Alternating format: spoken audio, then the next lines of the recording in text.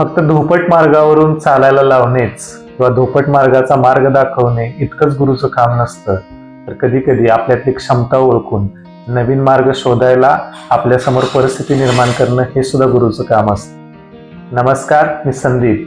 आज पुन्हा एकदा एक छानशी प्रेरणादायी कथा घेऊन आपल्यासाठी आलेलो आहे. आजची कथा आहे एका गुरु शिष्याची आणि एका शेतकऱ्याची. चला तर मग चांगलं ऐकूया. कथेला सुरुवात करण्यापूर्वी आपण जर माझ्या चॅनलवरती प्रथम आला असाल तर माझ्या निषेधित कॉर्नर युट्यूब चॅनलला सबस्क्राईब आणि बेल आयकॉनला प्रेस करायला विसरू नका. एक गुरु आणि साधारणतः एक 10 वर्षाचा त्यांचा लहानगा शिष्य प्रवास करत असतात. वेगवेगळ्या ठिकाणी जाऊन त्या ठिकाणच्या लोकांना भेटणं, त्या ठिकाणची माहिती घेणं असा त्यांचा दिनक्रम सुरू असतो. यामध्ये भेटेल त्या ठिकाणी राहणं, मिळेल ते खाणं अशा पद्धतीचा दिनक्रम त्या दोघांचाही सुरू असतो. असंच एक दिवशी ही गुरु शिष्याची जोडी फिरत फिरत एका डोंगराळ प्रदेशामध्ये गेली. फिरता फिरता अंधार व्हायची वेळ आली, त्यामुळे निवारा शोधणं गरजेचं होतं. बराच वेळ भटकंती केल्यानंतर त्या डोंगराळ प्रदेशामध्ये त्यांना एक झोपडी दिसली. दोघांनीही निवारा मिळेल या आशेनं त्या झोपडीच्या दारावरती टकटक केल्यानंतर एक सद्गृहस्थ तिथून बाहेर आले. गुरुनी विनंती केली की आम्ही वाट सुरू आहोत आणि आम्हाला आजच्या दिवस इथं मुक्काम करायची संधी मिळाली तर आपले खूप उपकार होते. गृहस्थ चांगल्या मनाचे होते. त्यांनी सांगितले की निश्चित या ठिकाणी आपण राहू शकता आणि त्याचबरोबर आपल्या जेवणाची व्यवस्था आमच्याकडून केली जाईल. गप्पांचा ओघ सुरू झाला. गप्पांच्या ओघामध्ये गुरुनी विचारलं की आपण शेती का करत नाही.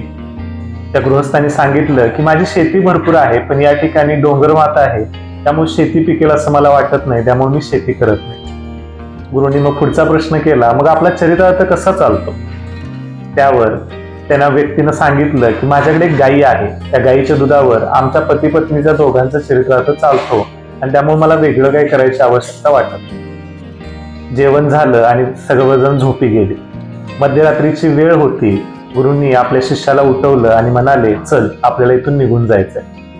शिष्याला कळेना की इतक्या रात्री गुरु अचानक जायचं असं का म्हणतात, पण गुरुंना प्रतिप्रश्न कसा करणार म्हणून तोही त्यांच्या बरोबर उठला आणि त्यांच्या मागून जाऊ लागला.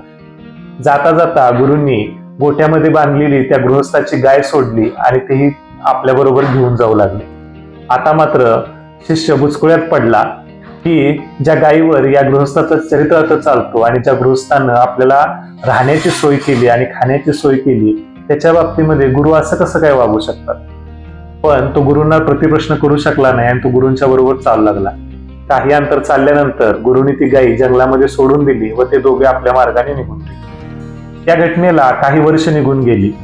काही वर्षानंतर पुन्हा ते गुरु आणि शिष्य दोघेही त्याच प्रदेशातून फिरत होते. फिरता फिरता गुरुनी शिष्याला विचारलं, तुला आठवतंय का रे, आपण काही वर्षापूर्वी या प्रदेशातून गेलो होतो. शिष्याच्या मनामध्ये तो प्रश्न कित्येक वर्ष तसाच होता. तो पटकन म्हणाला, हो मला आठवते आणि त्या रात्री काय झालं तेही आठवते. गुरु म्हणाले, चल त्या गृहस्थाचं काय झालं आपण पाहूया. ते पुढे गेले तर त्या ठिकाणी बरीचशी शेती, फळबागा दिसत होत्या. ज्या ठिकाणी झोपडी होती त्याच्या आसपास एक आलिशान असं घर बांधलेलं होतं.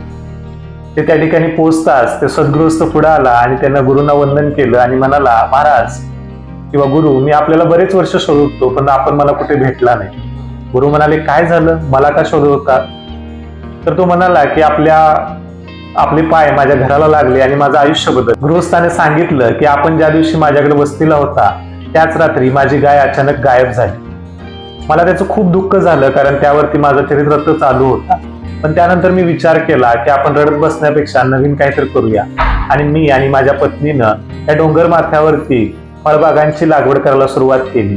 निसर्गानं आम्हाला साथ दिली आणि गेल्या 8-10 वर्षामध्ये खूप छान उत्पन्न यातून निघत आहे आणि या भागातील मी आता एक खूप मोठा फळ विक्रेता आहे. कदाचित आपल्या पायगुणामुळे असेल किंवा आपल्या आशीर्वादामुळे असेल हे सगळं घडलं. गुरुंनी त्याच्याकडे पाहून स्मित हास्य केलं. दोघांनी तिथला पाहुणचार घेतला आणि गुरु आणि शिष्य पुढे चालू लागले.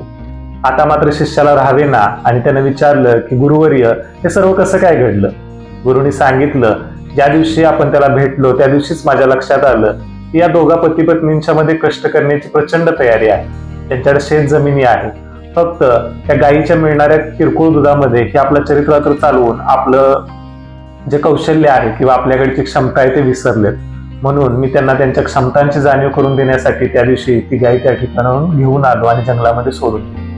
आणि आता त्यानंतर झालेले सर्व बदल तू पाहतोयस. शिष्याच्या मनामध्ये इतक्या वर्ष असलेला गुरुविषयीचा प्रश्न एका क्षणामध्ये संपला आणि त्याच्या लक्षात आलं की गुरुनी जे केलं होतं ते त्या व्यक्तीच्या भल्यासाठी केलं होतं। ही एक छानशी प्रेरणादायी गोष्ट आपल्याला सांगते की बऱ्याच वेळेला गुरुची भूमिका आपल्या आयुष्यामध्ये अशीच असते की आपण ज्या ठरवलेल्या वाटा आहेत त्यावरून न चालता आपल्यामधल्या क्षमता ओळखून आपल्यासाठी नवीन वाट शोधण्यासाठी गुरु कधी कधी आपल्यासमोर असे काही प्रश्न निर्माण करतात किंवा आपल्याला त्या मार्गावरून दुसरीकडे नेण्याचा प्रयत्न करतात आणि हे आपल्या भल्यासाठी असतं। ही छानशी कथा किंवा एक छोटासा प्रसंग आपल्याला कसा वाटला हे कमेंट करून मला नक्की सांगा। अशाच पद्धतीच्या आणखी प्रेरणादायी गोष्टी ऐकण्यासाठी माझ्या निषेधित कॉर्नर या युट्यूब चॅनलला सबस्क्राईब आणि बेल आयकॉनला प्रेस करायला विसरू नका। आपण जर हा व्हिडिओ फेसबुकवरती पाहत असाल तर माझ्या पेजलाही फॉलो करायला विसरू नका। धन्यवाद।